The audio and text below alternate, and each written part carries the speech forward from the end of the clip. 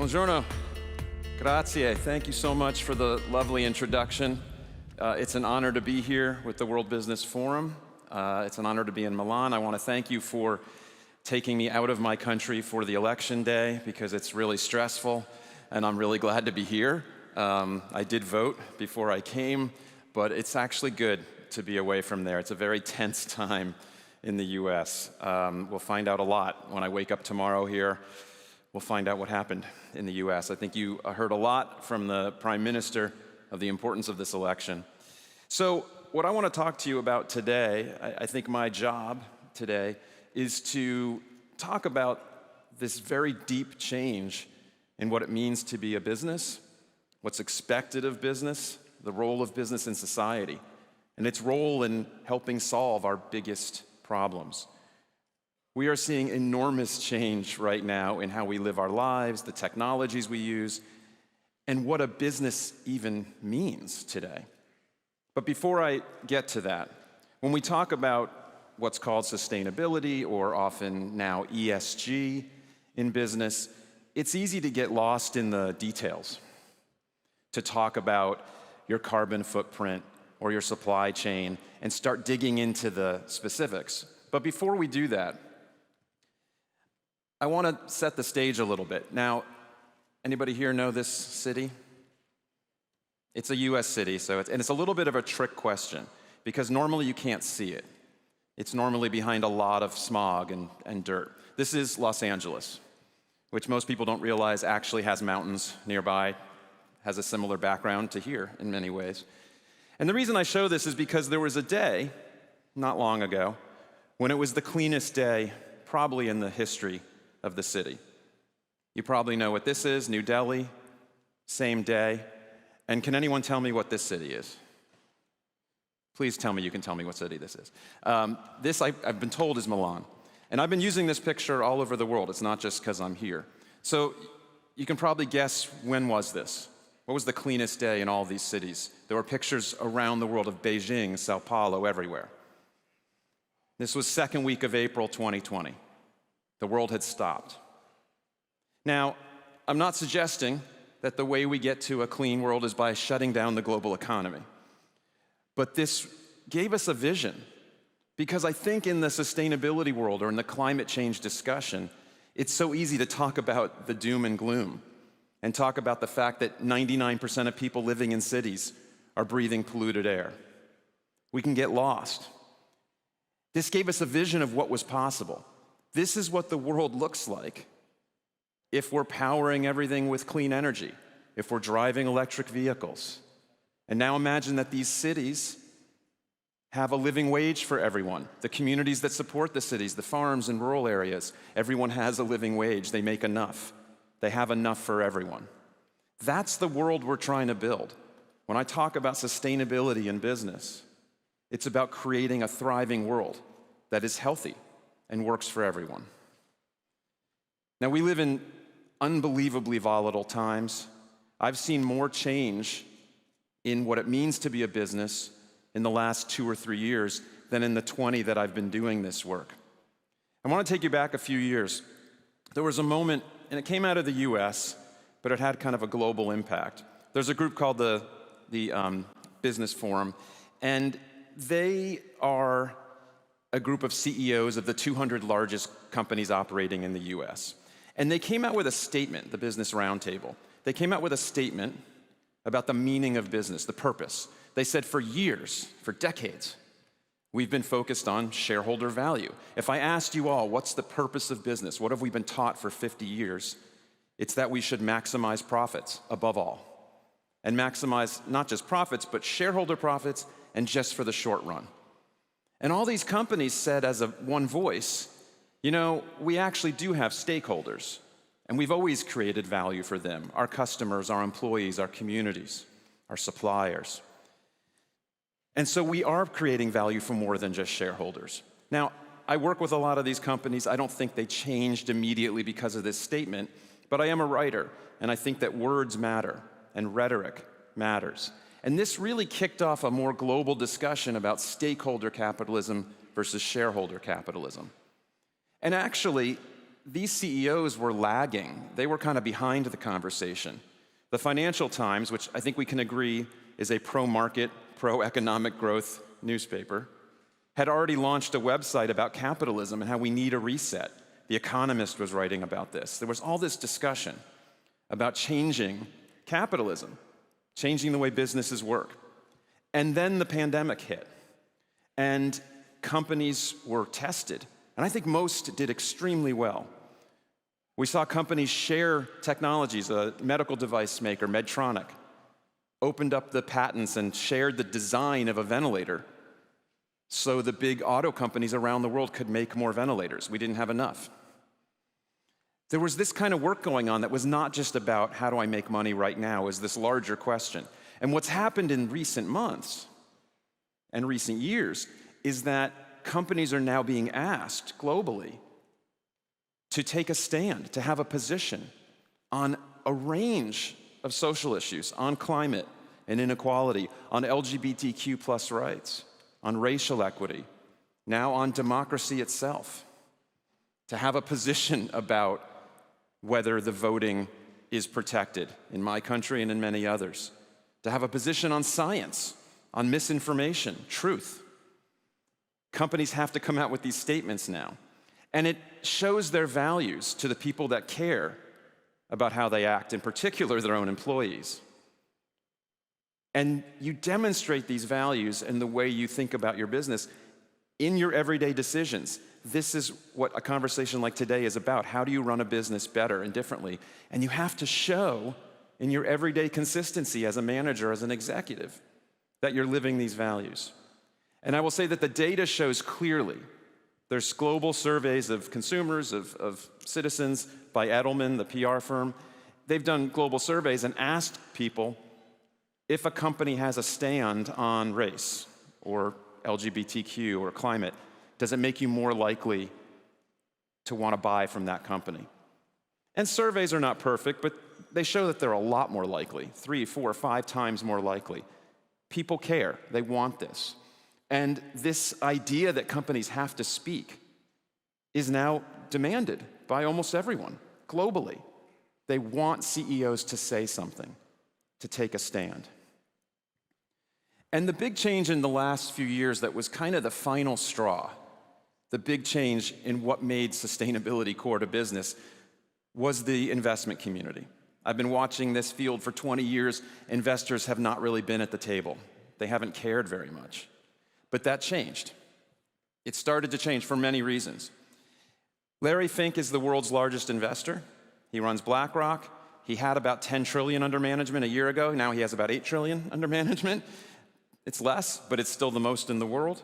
And he's been writing a letter to the world's CEOs every January for years. And the last 6 or 7 years have been about sustainability, ESG, and climate in particular. And he took on this idea that somehow this was anti-business. He said, this is how you create value. By creating value for your stakeholders, this is how you create long-term value for shareholders.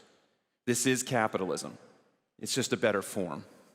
So I'm going to repeat this statement because I get asked all the time, how can we do sustainability? Because it always costs more. And I just want to point out repeatedly all the different ways that it pays, that this is a better way of doing business. It pays to please your investors. And he is saying that it pays to do this as your mode of business. And now we're in this time of acceleration, and not just the growth of our problems and opportunities, but exponential growth. We have seen exponential change over the last century in the number of us. We are about to be 8 billion humans. The UN will declare a baby somewhere, the 8 billionth human, pretty soon. I'm old enough to remember when there was 5 billion people, when we hit that number when I was in elementary school. My father remembers 2 or 3 billion. We've seen exponential growth in all of the use of materials, energy use, water use, waste, and it's driven deep, deep change. And so we're in this time now of volatility, of uncertainty, a very complex time. And so there's 2 or 3 mega challenges that are driving the most change. First, there's this level of income and wealth inequality that's only gotten much worse. There's always been rich and poor. No one is saying that everyone should have the same. Capitalism does that. But in the last 40 to 50 years, in the Western world, all of the income and wealth gains have gone to the very top. To not just the 10%. You can see here today, the 10% globally have half the income and 3/4 of the wealth. But not just to the 10%, but to the 1%. 1% of the people have 37% of the wealth. And not just the 1, but the 0.1%. And actually, a lot of the wealth has gone to the 3 or 4 guys who make their own spaceships and go out into space. The wealth has run up to the point where the world's richest man can buy a social media company for fun. I don't think he's having much fun right now with Twitter, but he just threw $44 billion at it. The level of wealth inequality has gotten drastically worse. And the problem is not that there's rich people. Of course there are. The problem is that it used to be, 40 or 50 years ago, that everybody got wealthier. Everybody gained. The middle class had higher wages. There were fewer people in poverty. And that has disconnected. And this creates enormous tension on the world. And people who feel like they're left behind, they will vote for someone who stands up and says, I can fix it for you. I'm the one who will take care of you. And it happens in many countries, as we know. Most of the time, that person does not care about fixing it for you, but they're happy to get your vote. And we will find out in the US what kind of people we want to lead our country. Second, there's the climate challenge, which is an understatement. This is the existential threat of our times. I think of this as the final exam for humanity. We either solve this or all of our other problems are really moot. They don't matter. It's existential, it is about humanity's thriving, but if you want to put it in financial terms, there are numbers now that we've seen estimates on the cost of this. So Swiss Re, the reinsurance companies in the world, are seeing the expense of extreme weather. Swiss Re has said that if we don't manage carbon aggressively over the next generation, we'll lose 18–20% of GDP. That's a lot, but it sounds livable, right? We've had great recessions. We've had slowdowns. It sounds livable, but I remind people that that's an average. You know, the Prime Minister said something interesting before about how the war right now, there's no winners. There's only losers. That's true with climate change. There really aren't winners. There's a few, very high latitude areas, maybe northern Canada, maybe parts of Russia, that will be warmer and can grow more crops. Their GDP might go up a little. But basically, this is a loss for everyone. And this 18% is an average. In many places, it's not 18% loss, but 100%. We are heading very quickly towards a world where large parts of the coasts are underwater or too hot to live, and there's going to be 1 billion or more refugees. This is where we're headed very quickly. But again, even if you want to put it in financial terms just for a given company, almost every large company says they've already felt real cost, real supply chain problems. And so we've hit this really important point in recent years. I hear all the time, people will say, especially kind of politicians will say, we can't tackle climate change. It will destroy the economy. But increasingly, that is just ludicrous. That is crazy. The cost of doing nothing is immense and existential. But it's not just that. It's not just that these incredible storms that are burning huge parts of the US, Australia, other places, these floods, 1/3 of Pakistan was underwater recently. It's not just that the cost is rising. The good news is that the cost of doing something has dropped. So if I stopped here and left, this would be the most depressing talk of the day. This is the down stuff. But the exponential trends that we've seen are also causing some good news. There's an exponential growth in the buying of renewable power. This is just corporate buying, even through the pandemic. This is an exponential curve. We're up at 30 gigawatts a year last year. That's a lot. That's like 30 nuclear plants. And this is companies, not utilities. This is companies buying for themselves, putting renewables, solar and wind, on the grid. And why is that happening? It's not because of ESG pressure or that they want to make a statement. It's because it's gotten cheaper. This is data from the bank Lazard. Every year they build models of what it costs to build energy of different sources. Wind and solar are now, on average around the world, cheaper than any other form of energy. They are cheaper. I keep hearing they're not. I don't know how many ways to say it. And in fact, in many parts of the world, it's now cheaper to build wind and solar than to operate an existing coal plant. The marginal cost of coal is higher than the cost of building the new renewables. Now, everything this year, the cost, I think when this new chart comes out within a couple weeks, very soon, everything will tick up because of supply chain issues, inflation. But they're still cheaper than the others. This is the cheapest form of energy. So again, sustainability pays. Going to renewables pays. It is a cheaper, easier form of business. And I want to show you the scale of what's happening, because people don't quite realize how fast this is happening. This is wind and solar. This is new data from Bloomberg. Wind and solar, this is an exponential curve. This is exactly what exponential looks like. And this is the additions of other sources of energy. So every year, the green bars are the addition of that source of energy. So you can see coal all over the place, right? Huge increases. Some of that's because of the pandemic, some of it's because of the war, but up and down. But fundamentally, it's not going to be growing.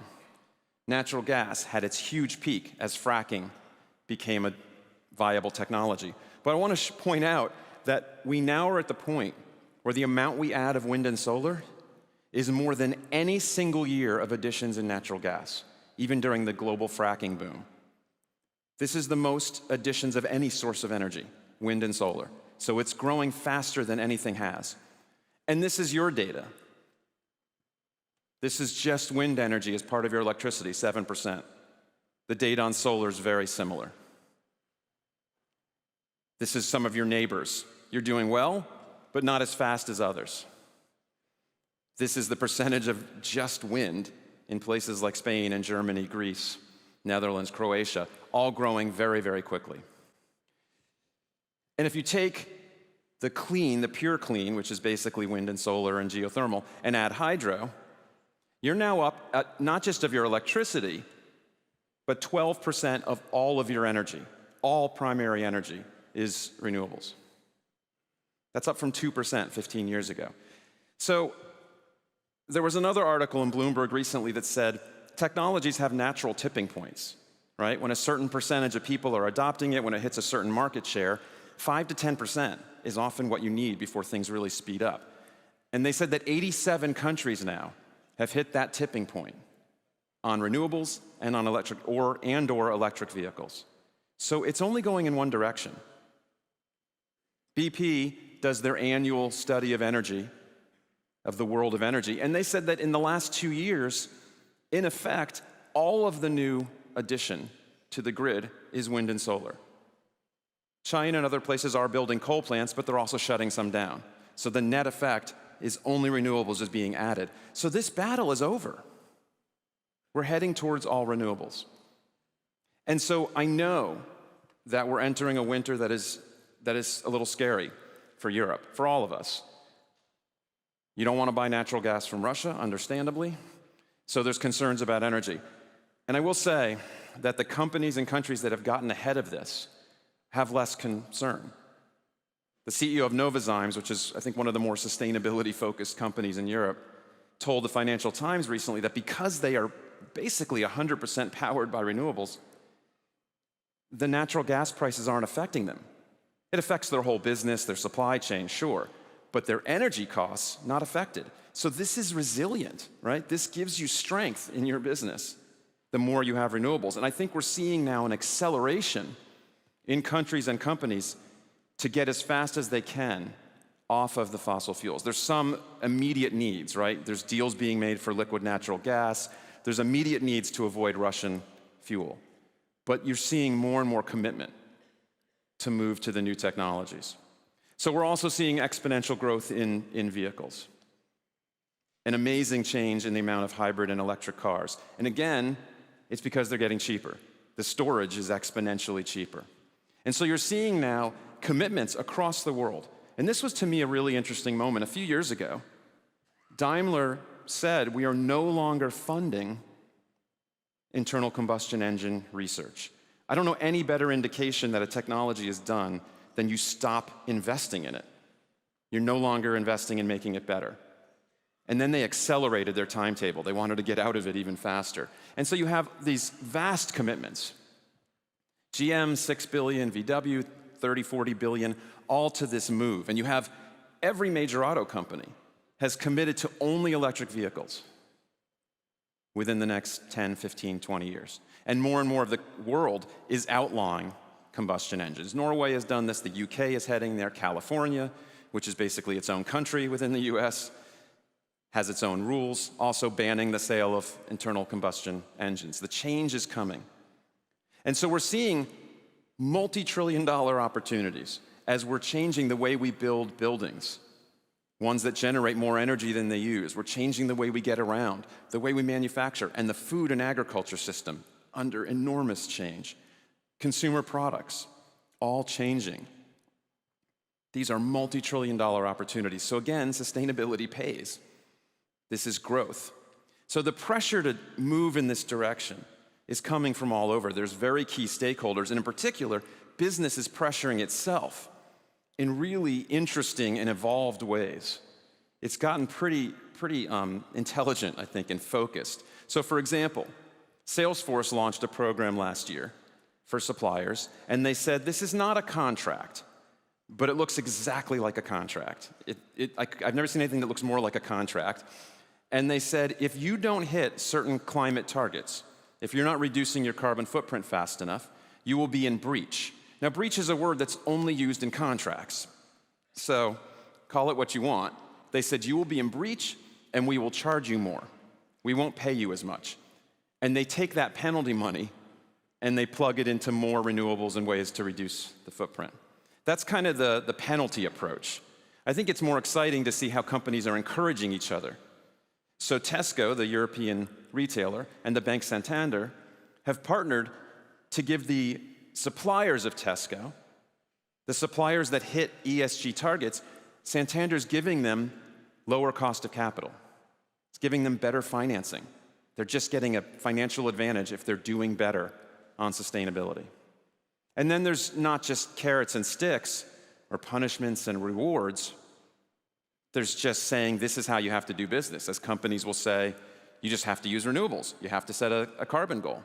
It's just the way it is. And again, sustainability pays if you can answer your customers, if you're ready with the story. Because this is, in essence, every brand, every product is a story. And increasingly, people want to know the story of that product. Now, of course, investors, again, are coming to the table, and they're not just asking questions, they're putting real money into this world. These banks have put in trillions of dollars. This is actual capital going into what they're calling their sustainability efforts. About half of it is going to renewables and clean economy, and half to social issues, affordable housing, racial equity. Now, I worked with Bank of America back in, I think, 2008. And it was really one of the first times a bank was saying, we're going to put money towards sustainability. And they were debating whether they could commit as much as $25 billion. And now they're up to $1.5 trillion and growing. These are real numbers.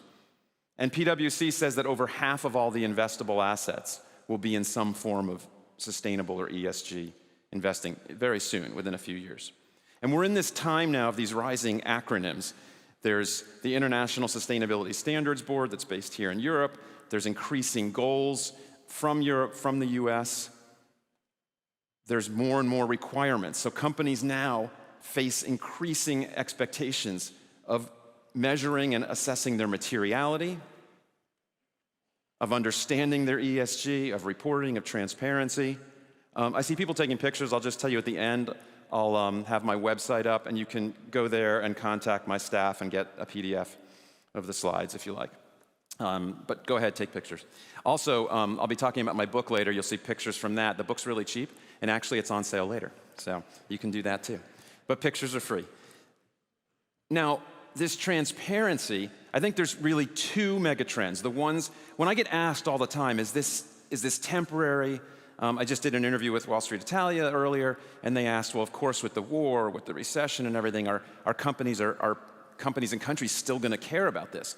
And I would say that in the 20 years I've been in this, every time there's been a recession or a big change in some way, sustainability has taken a back seat. People get fired in companies. But the pandemic, it was the opposite. It accelerated. The percentage of companies committed to big carbon reduction goals went up. And there's two fundamental changes that I think make this permanent. One is that we now have a increased level of transparency. It's data-driven, it's technology-enabled, but it's also increasingly regulatory. So not just the European world, the European regulatory world, but the SEC in the US, the Securities Exchange Commission, has said that they are going to require companies to measure and report their Scope 1 and 2 emissions. Now, for those who don't know, this is the terminology companies use. Scope 1 carbon emissions means the emissions that you generate on site. If you have a boiler, if you're burning coal or natural gas.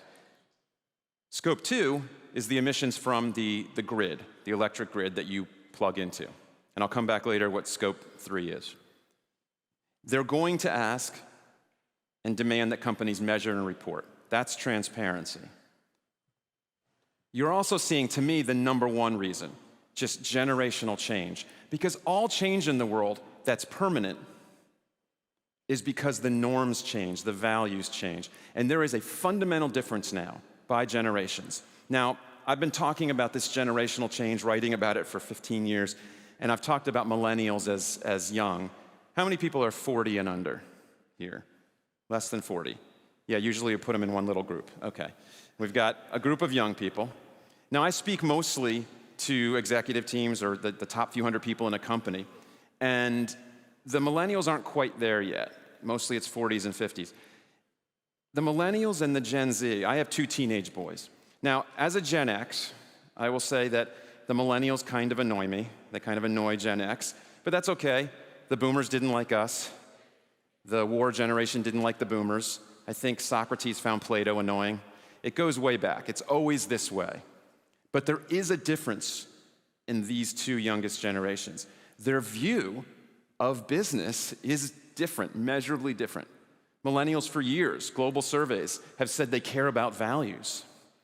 They choose work, in part, on values. And Gen Z, represented maybe most by Swedish activist Greta Thunberg, but an entire generation, doesn't see a disconnect between society, environment, profit. They think this should all be one conversation, and they're right. They're also angry, as they should be. We're handing them a pretty bad situation, but they're also mobilized. They can mobilize so quickly.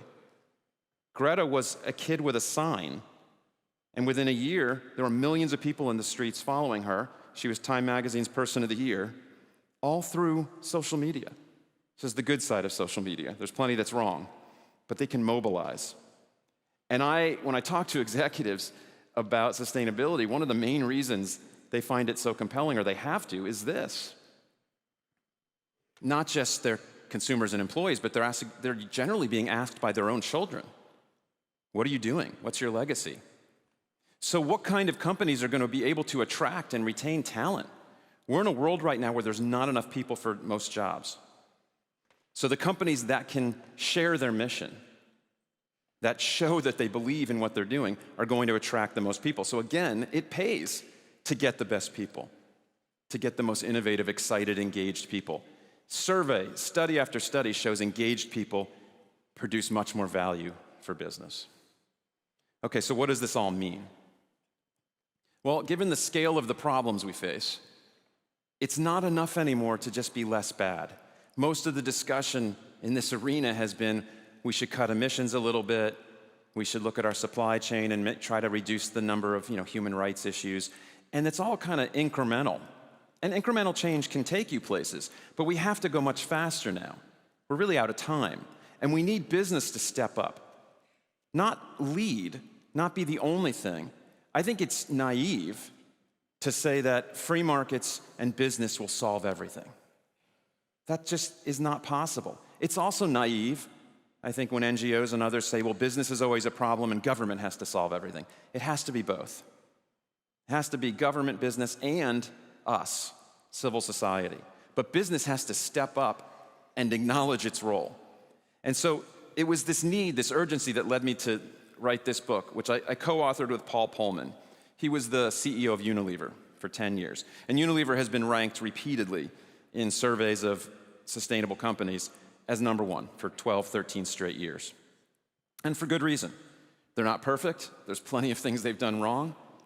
They have lots of problems still to work through, but he made sustainability core to the company back in 2009, 2010, and he was CEO for a decade. And we came together to write this book because this is what I've been doing for 20 years, and he wanted to tell the story of Unilever in part, but connect it to everything that's going on in business. We define a net positive company as one that profits, so we say it is profit. Paul was the CEO of a public company. He was the CFO of Nestle before that. He cares about profit. Okay? Profit's fine. But the profit should come from solving the world's problems, not making them worse, not creating them. And the fundamental question we ask is the world better off because your business is in it? I find that people stop and think about that for a minute.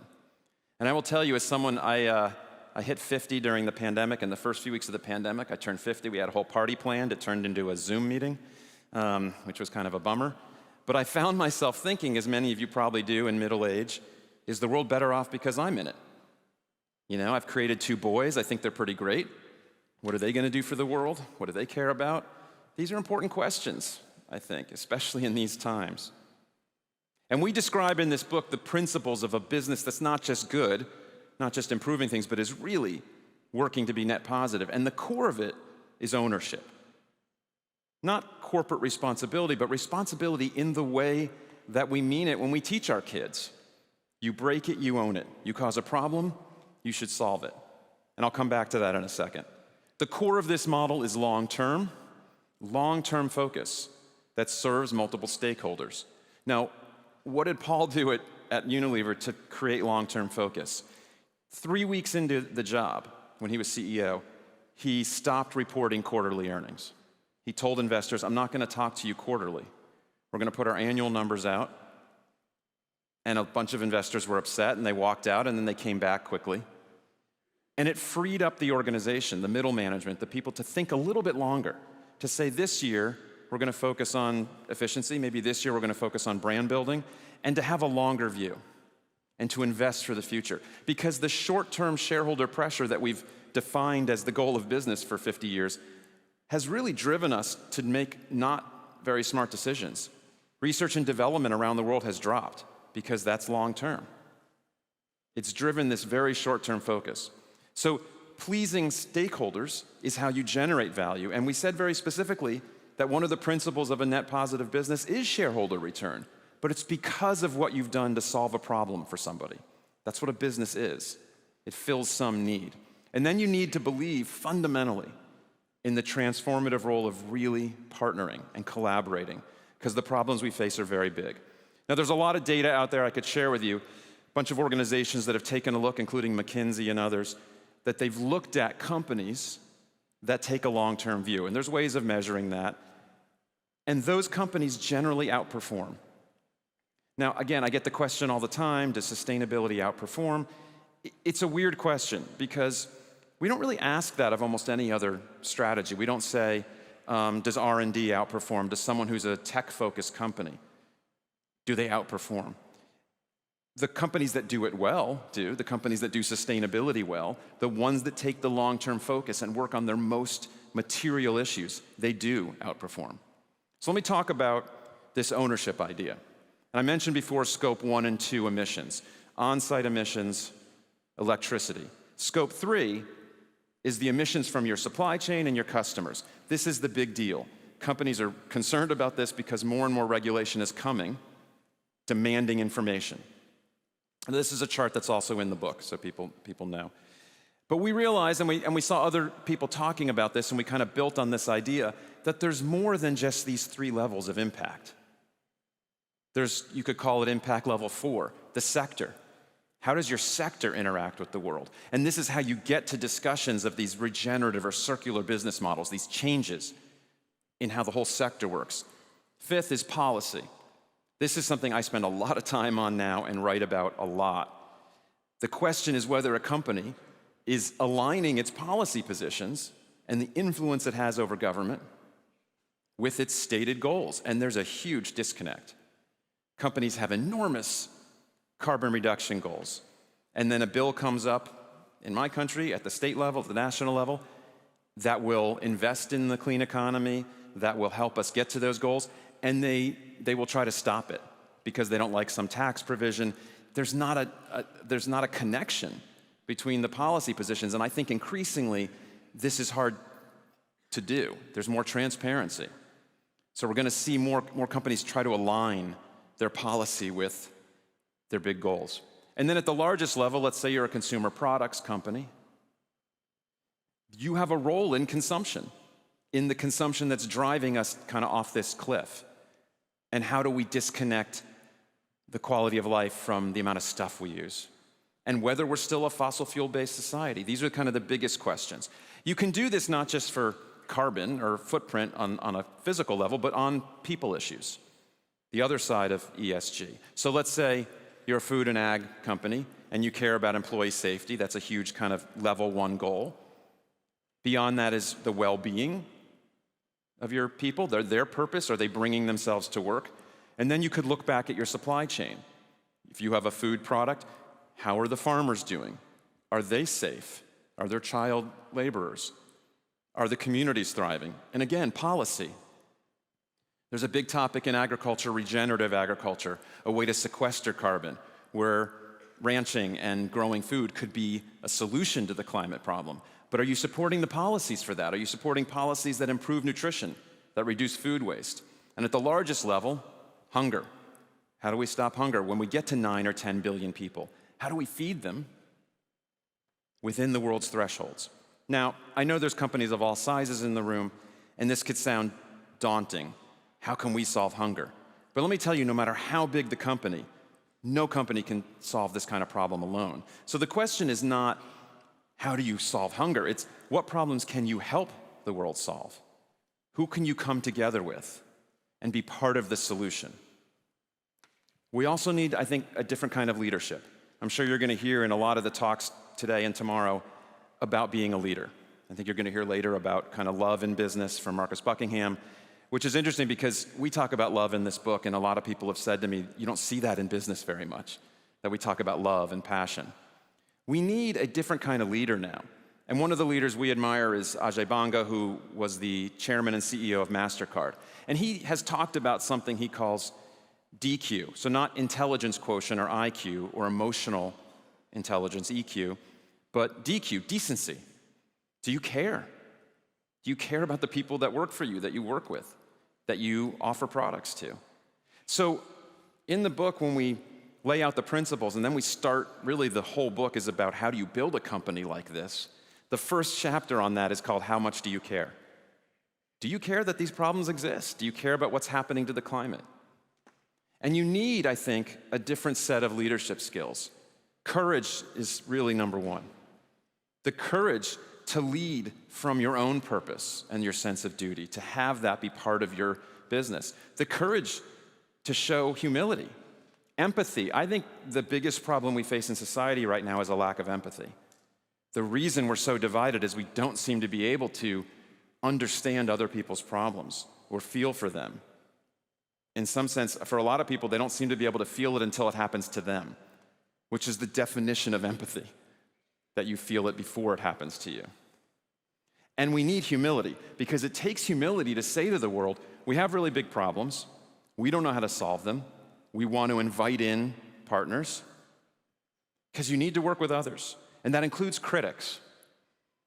Maybe NGOs or others that aren't always happy with what the company's doing, but they may know something that's worth bringing in. And I believe everyone can be a leader. I wrote this with a CEO, but it's really for everyone. There are leaders within companies at all levels of all sizes. We all are leaders in different ways. And we can do this from many places in the organization. And Paul and I have a new article coming out soon on leading from the middle out, which is really mostly where change happens. The CEO can say, go do this, but it's the middle management, and that can be pretty senior, someone running a brand or a factory, a big part of the business. That's where the work happens. And so you need leadership from those places. So let me give you a little bit of a view on how do you build this kind of company. I can't summarize it all, but there's really kind of some inner work. And there's some really quick things that need to happen. First of all, just to kind of start you down the path, and companies are at different levels on this, there are easy wins. We kind of need to see that we can cut energy use, save a bunch of money, and there's still so much available. So for years, Japanese companies and GE have done things called treasure hunts, right? It's just an example of asking your employees to go spend a day and find waste.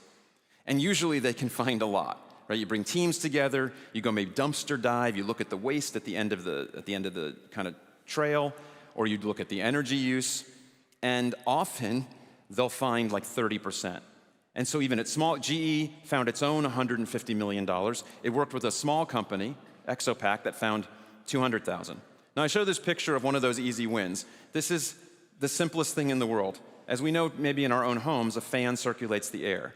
If you put in a really big fan in a distribution center or a factory, it circulates the air and helps reduce the amount of energy that's needed. Do people know the brand of this fan? Anybody know? It's called the Big Ass Fan. That's the brand. That's what they call it, which is why I show it, because I think it's hilarious. But it just moves the air. It's an incredibly cheap thing to do. These are the kinds of quick wins. I have a client that went to one of their factories and asked them to look for energy, and they found 17% savings in a day. 5% was just because there was a transformer, there was a system that was on that didn't need to be. So there's easy wins everywhere. And there's been measurements repeatedly that companies have found that they get better return on investment from carbon reductions than from many other investments. So again, it pays. This is the easy stuff. But let me talk about this return on investment thing. This, to me, is one of our biggest problems.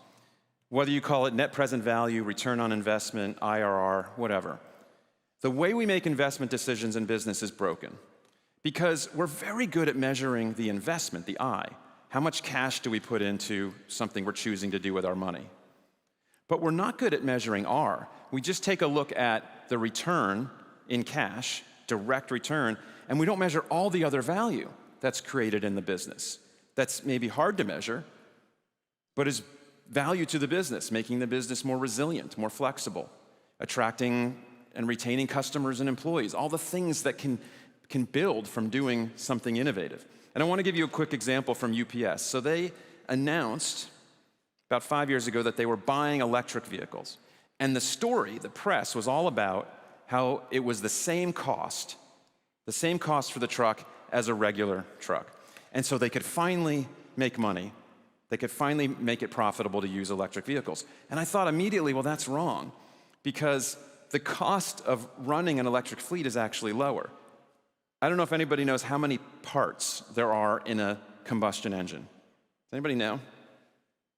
Throw a guess out. It's 2,000. Okay, it's a lot of parts. How many parts are in an electric engine? 20.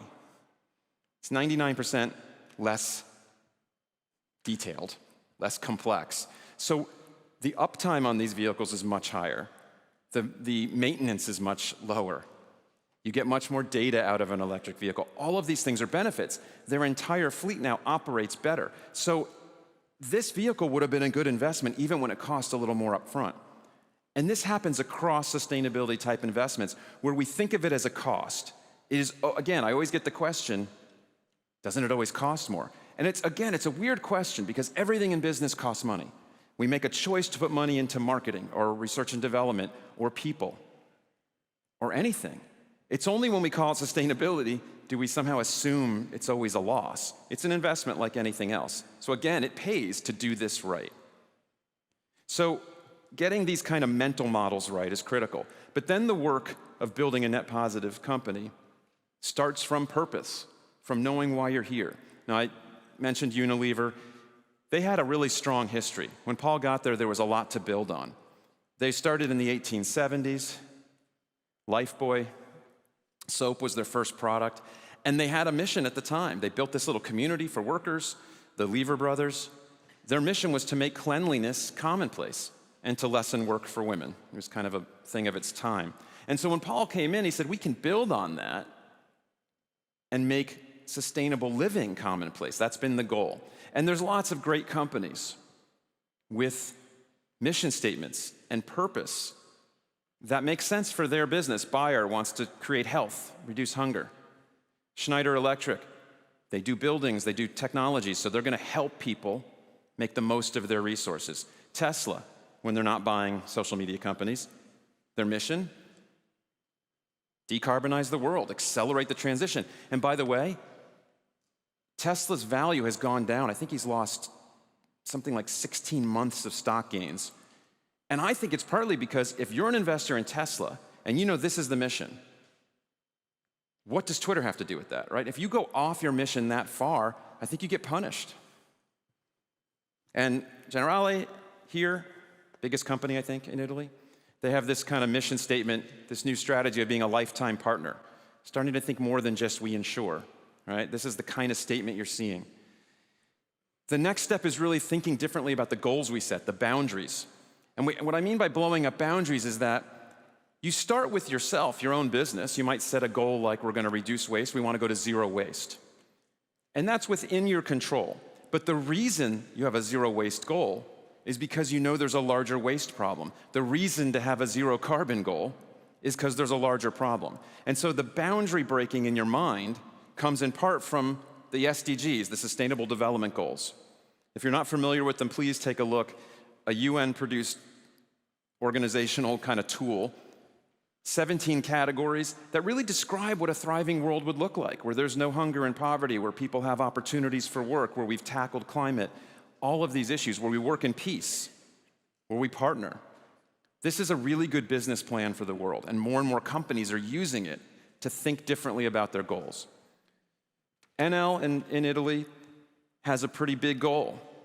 They want power for a brighter future. They want to empower sustainable progress, and they've set aggressive goals. Net zero by 2040, 100% green energy. That's a big goal. For a fossil fuel company, to me, this is the only goal that makes sense. Because to have goals that are compatible with life on Earth, we're going to have to move away from fossil fuels. So these companies that have done this, Ørsted is one in Europe that already made this change. They went from being oil and natural gas to being the largest producer of offshore wind. They completely reduced their carbon footprint. But the companies that are pushing into net positive goals are going even further. So Microsoft, for example, they said they want to sequester carbon, take carbon out of the air, equal to all of the carbon they've emitted since they were founded. It's a retroactive carbon neutrality goal. It's aggressive. Google has something similar. These are actual Google facilities. They're one of the largest buyers of renewable energy in the world. Amazon and Google are the two biggest.